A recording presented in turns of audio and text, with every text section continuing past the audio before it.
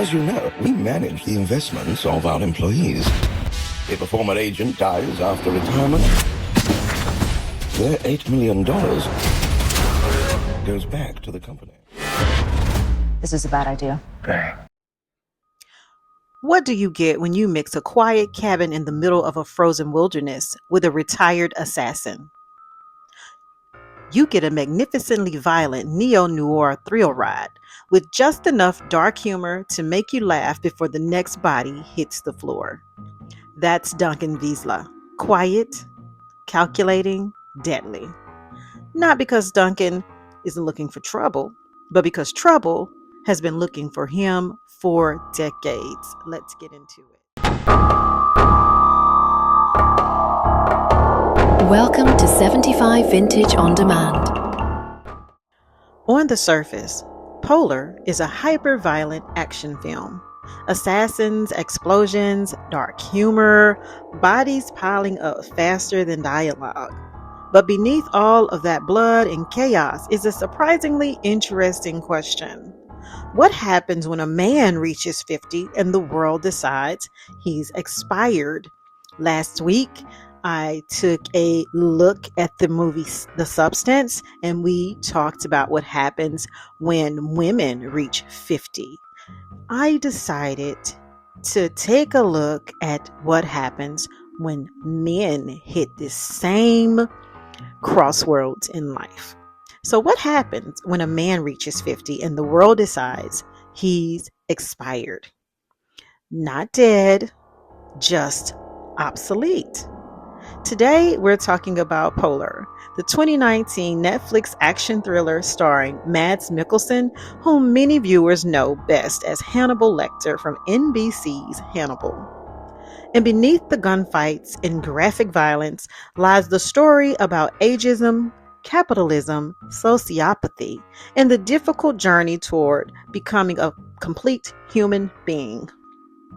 Because Duncan Vizla isn't just fighting assassins, he's fighting the realization that his entire identity was built around being useful to other people.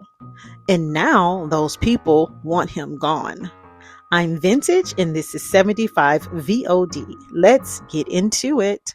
Welcome to Vintage On Demand. I am Vintage, and tonight most of this video will be a voiceover because I've had a crazy busy weekend and did not have time to fully do a video or edit it.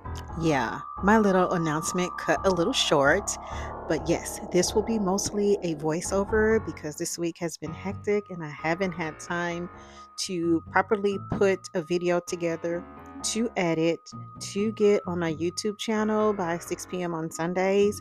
But I said, you know what? I'm going to still post on Sunday, just not at 6 p.m.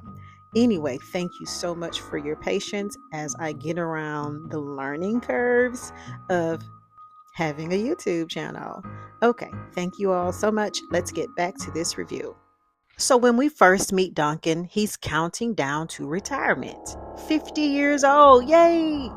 For most people, that's not unusual. For a contract killer, however, it's ancient.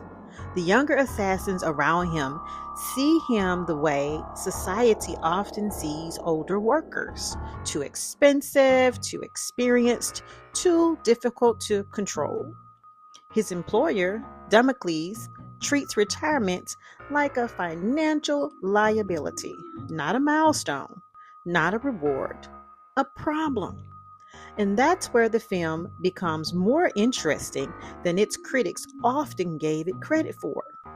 Duncan isn't being hunted because he failed. He's being hunted because he succeeded too well. He survived long enough to collect what he's owed. And in a profit-driven system, that's unacceptable. The younger assassins are essentially corporate replacements. Only these replacements carry assault rifles instead of resumes. Only considerably more violent. They were cheaper to maintain, faster. They're disposable. They're not individuals. They're assets. And when they interact with Duncan, they don't even see a man. They see old software that needs updating. The irony. Duncan is still better than all of them. He's stronger, he's smarter, he's more disciplined, and he's definitely more dangerous. The film asks a question many people encounter later in life. If your value is tied entirely to your productivity, what happens when someone decides you're no longer productive? This movie also highlights capitalism without a conscience. Polar isn't subtle about its villain. Damocles isn't just corrupt. He's the human embodiment of profit without conscience. He's almost a sociopath. Now, of course, I can't diagnose the man because I don't have the license nor certification to do that. But he sure does present as one. And according to Psychology Today, sociopathy is an informal, non-clinical term used to describe someone with antisocial personality disorder, ASPD. It is characterized by a lifelong pattern of manipulating, exploiting, or violating the rights of others alongside a profound lack of empathy, remorse, or moral conscience. People only matter to him when they generate profit. The assassins aren't employees, they're inventory. Human beings become line items on a balance sheet. Retirement benefits become financial losses, and financial losses must be eliminated at any cost. This is where the movie begins to feel less like fantasy and more like satire, because Duncan's employer doesn't betray him out of revenge or jealousy or even fear. He betrays him because eliminating him is cheaper than honoring a pension agreement. Craziness, right? It's capitalism stripped of every human value, the logical endpoint to treating people as resources. And once people become resources, disposing of them becomes easy. The younger assassins never question the system because they assume they'll never become the old guy. That's a very familiar pattern in today's corporate world. But that's the lie every generation believes, until suddenly they're standing where Duncan stands, watching younger people take their place. My grandmother used to have a saying, one thing's for certain and two things are for sure. Those tables always turn. Just keep on living. Now let's talk about the shadow, which kind of goes into the psychology behind Duncan's transformation. Carl Jung believed every person carries a shadow, the hidden parts of ourselves, the impulses we suppress, the aspects of our identity we'd rather not acknowledge. For Duncan, the shadow isn't hidden anymore. Retirement forces it into the light. The memories of the lives he's taken, the man he had to become to survive, are no longer easy to suppress. Violence, death, isolation, control. For years, he lived as a weapon. He lived as a machine, a professional killer. But retirement forces him into unfamiliar territory. Stillness, reflection, human connection. The life he never built because work consumed everything. Jung called the process of integrating all aspects of oneself individuation, the journey toward becoming whole. Jung believed the second half of life isn't about achievement. It's about integration, about becoming who you really are after you've stopped trying to become what everyone else expects. And that's exactly what Duncan begins experiencing. Not because he wants enlightenment, but because for the first time he has no mission, no target, no purpose handed to him by someone else. The assassins chasing him represent something important. They're younger versions of what he used to be: impulsive, reckless, emotionally empty. They're all shadow and no self. Duncan survives because he's becoming something they never learned to be: a human being. Now let's talk about one of my favorite connections in Polar, and that is Camille and Duncan's connection. This is a possibility of redemption. One of the most interesting relationships in this film is between Duncan and Camille. She appears to see him differently than everyone else. She senses something familiar about him almost immediately.